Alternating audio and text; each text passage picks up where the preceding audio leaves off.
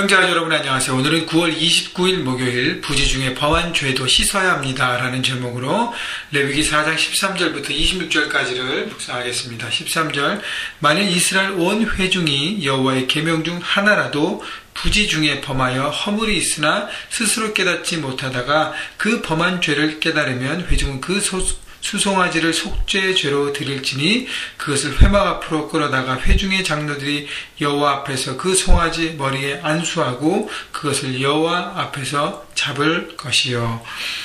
자, 오늘은 그 이스라엘 온 회중 공동체의 죄악에 대한 속죄죄를 얘기합니다. 우리 1장부터 레위기 번제와 소제와 화목제와 어저께 속죄죄를 얘기했는데 속죄죄 중에서도 어저께는 제사장이 범죄했을 때 전체적인 그 속죄제에 대한 얘기를 했고, 그 다음에 오늘은 공동체의 죄사함이에요. 그리고 22절부터는 리더, 족장, 리더, 지도자의 속죄제입니다. 이 속죄제는 왜 이렇게 다양하게 하는가 생각해보면 제사의 예배의 가장 코어는 바로 죄사함인 것입니다. 그러니까 죄사함이 없으면 우리 하나님 앞에 예배, 만남, 드림, 헌신이 가능하지 않는다는 것입니다. 하나님과의 만남이 이루어지지 않는 거예요. 그래서 이 죄사함이 바로 먼저 되어야 될 것이기 때문에 이렇게 자세한 경우의 수를 두고 하나님은 모세에게 이스라엘 공동체 전체에게 말씀하고 계시는 것입니다. 그래서 이 공동체, 그 전체 회중이 부지 중에 범하였다는 것은 unintentionally, 의도하지 않았지만 죄악이 됐어요. 공동체가 같이 움직이다가 아니면 몇 사람이 해서 의도하지 않았는데 이게 죄악이 돼버렸습니다. 근데 그때는 깨닫지 못했는데 14절 그 범한 죄를 깨달을 때는 그 회중이 대표로 그 수송아지를 속죄제로 드리고 하나님 앞에 나아야 함을 얘기합니다. 자, 처음에 범죄한 죄를 깨달지 못하는데 나중에 깨달았다는 것은 사람들이 얘기할 수도 있고요. 그 다음에 가장 중요한 건 성령께서 우리 양심을 통해서 말씀하신 것입니다. 여러분, 성령에 깨어있는 사람, 날마다 성령의 인도함을 받는 사람, 그 사람들이 모이는 공동체, 성령의 인도함을 받는 공동체는 반드시 죄가 있다면 죄악을 깨달을 수 있게 되는 것이죠. 바로 성령께서 말씀하고 계시기 때문에 여러분, 죄를 졌는데도요, 죄를 깨닫지 못하는 것은 정말로 불행한 것입니다. 행복한 거 아니에요. 불행한 것입니다. 왜냐하면 그 죄를 계속 안고 살아가야 되기 때문에 그 죄의 씨앗, 죄의 파워, 죄의 어둠을 갖고 사는 거기 때문에 그것은 행복이 아닙니다. 죄를 깨닫는 것이 행복입니다. 그래서 내 성령 하나님 앞에 민감하고 성령의 인도를 받고 성령 충만함을 추구하는 삶을 살아야 여러분 각 개인이 공동체가 그렇게 정결하고 깨끗하고 순결하고 거룩한 모습으로 서갈 것입니다. 자, 그때 똑같습니다. 속죄제를 드리는 과정은 똑같아요. 그 제물의 머리에 장로들이 안수합니다. 안수한다는 것은 그 제물에게 이스라엘의 모든 공동체 죄악이 다 전가되는 것입니다.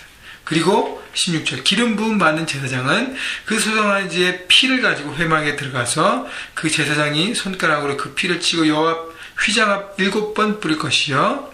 휘장 앞에 7번 뿌리고요. 18절 또 그 피로 회막 안 여호와 앞에 있는 제단 뿔들에 바르고 피를 바르고 그 다음 피 전부는 회막문 앞 번제단 밑에 쏟을 것이니라. 속죄제의 내용들은 다 똑같죠. 어저께 본 것처럼. 그리고 그 기름을 다 떼어 제단 위에 불사르리니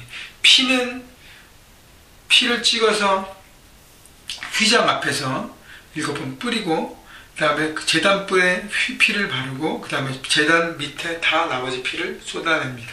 그리고 기름은 다 태워서 불사릅니다. 20절 그 송아지를 속죄제의 수송아지에 한 것 같이 할 것이며 제사장이 그것을 회중에 의하여 속죄한 즉 그들이 어떻게 해요? 사함을 받으리라. 제사장이 그것을 회중을 위하여 속죄 제물을 드리고 과정을 거치고 피를 뿌리고 그 기름을 태우는 것으로 모든 죄악이 사하여짐의 그런 프로세스를 거칩니다. 여러분, 피 없는 제사는 어떻게 해요? 죄사함이 없습니다. 속죄함이 없어요. 예수 그리스도의 보혈로 정결케 될 때만 우리의 죄악이 완전히 해결되는 것입니다. 그래서 오늘도 여러분 속해 있는 공동체 뭐가 있어요? 가정이 있고, 학생이라면 캠퍼스가 있고, 여러분 직장이라면 일터가 있습니다. 그리고 우리 교회, 우리 전체 공동체에 어떤 죄악이 있는가를 생각해보고 하나님 앞에 간구하는 것입니다.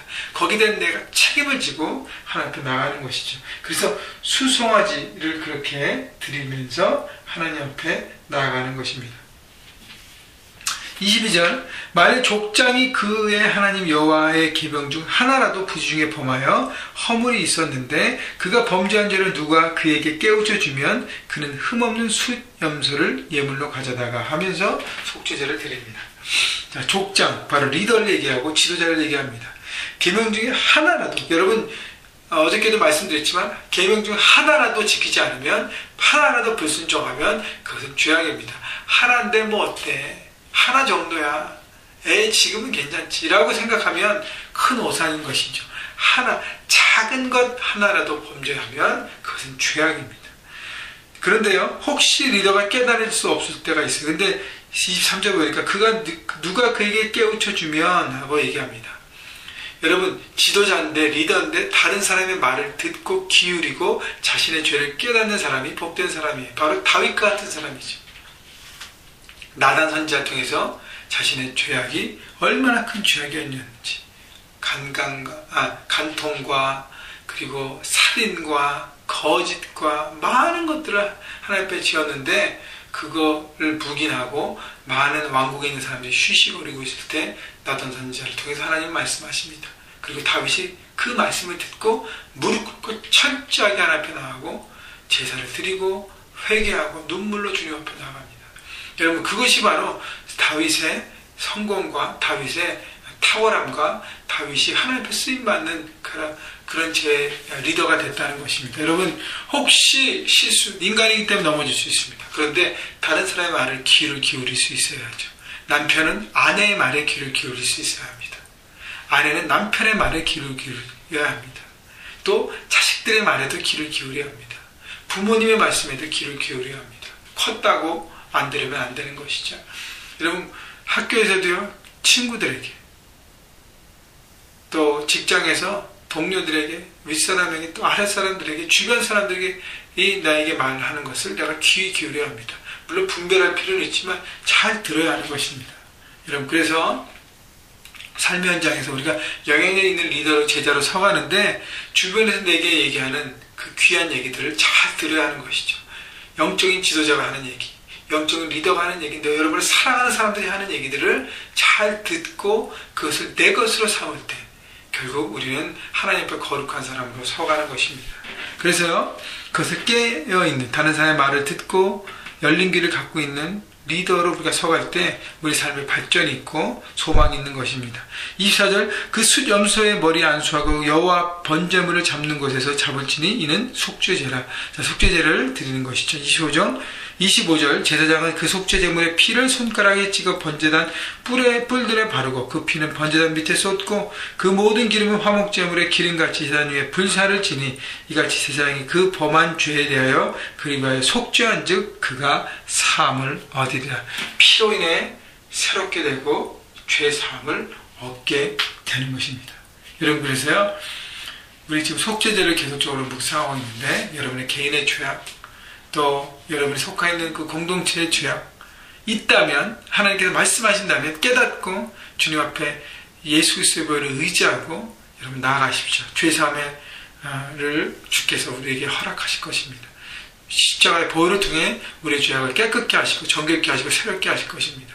그래서요, 성령 하나님 앞에 늘 깨어 기도하는 거, 이게 그래서 이 클리큐티 묵상이 중요한 것입니다. 매일매일 말씀 앞에 자기의 삶을 내놓을 때 여러분뿐 아니라 여러분 속해 있는 가정과 직장과 모든 관계들이 하나님 앞에 올바로 서 있는가를 돌아보고 하나님께서 그것 통해서 죄악을 말씀하시면 철저하게 회개하고 눈물로 주님 앞에 고백하고 예수 그리스도의 보혈을 의지할 때 우리 용서함을 받고 오늘도 거룩한 하나님의 제사장으로 서가는 것입니다. 여러분, 그렇게 서가시며 하나님 앞에 드려지는 삶이 되시기를 주님의 이름으로 축원합니다.